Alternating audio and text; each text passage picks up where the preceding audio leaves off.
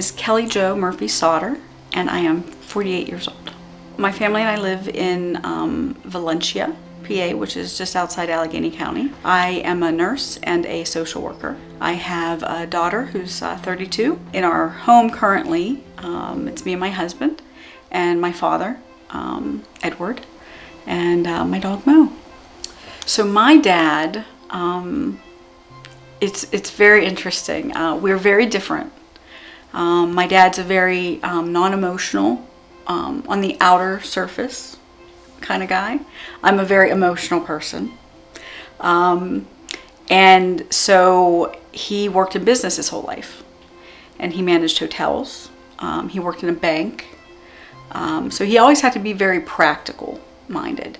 He would always tell me, as I was in my younger days trying to decide what kind of career I was going to have, he would always say, don't go into business.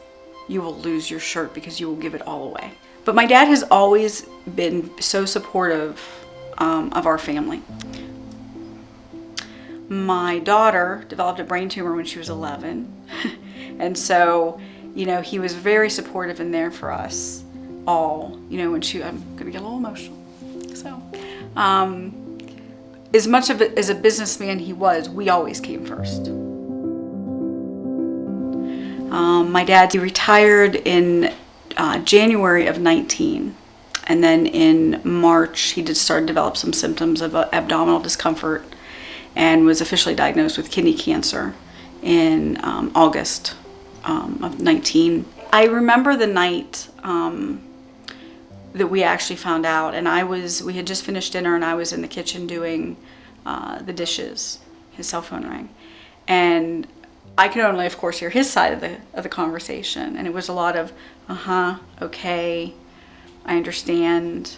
And me being a nurse I could imagine what the other part of the conversation was. So after he gets off the phone, I kind of finished up the dishes and I went in and I said, so what was that about, Dad? He said, well, come in here and sit down. And of course I tried to, because I know it's coming, I'm trying to hold the tears back and everything. And he said, look, he's like, it's going to be okay. And that's when he said, what I really need right now is I need you to be a nurse.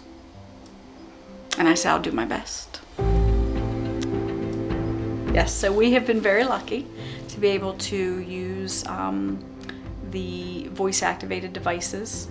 And he's a little resistant at first, because there's all this speculation out there. They're going to listen to me and they're going to know what I'm saying and they're going to spy on me. And so when we talked about how the technology works and the encryption and everything, so instead of watching Jeopardy the other night, we played trivia on the Alexa. And to see him when he realized, some of the answers and forgetting how things were back then, it also, so you have that device and you can do those fun things, but then the conversations that it sparks. My dad's not a real talkative person, so getting him to engage, using that with him and getting him to engage, it gives a lot of peace of mind to myself and our family that he can just ask for help. He can say, call for help, and there will be someone who can respond and either assess the situation and either call me, or if my dad says, I need medical assistance, that they would be able to call 911 for him, access the paramedics. Makes me being able to go to work and spend 8.5 hours at work doing what I need to do to serve my population. It has so lifted a burden. I definitely think using the voice technology is a tool. I'm a nurse and I'm a therapist, so I believe in having a toolbox full of all different things.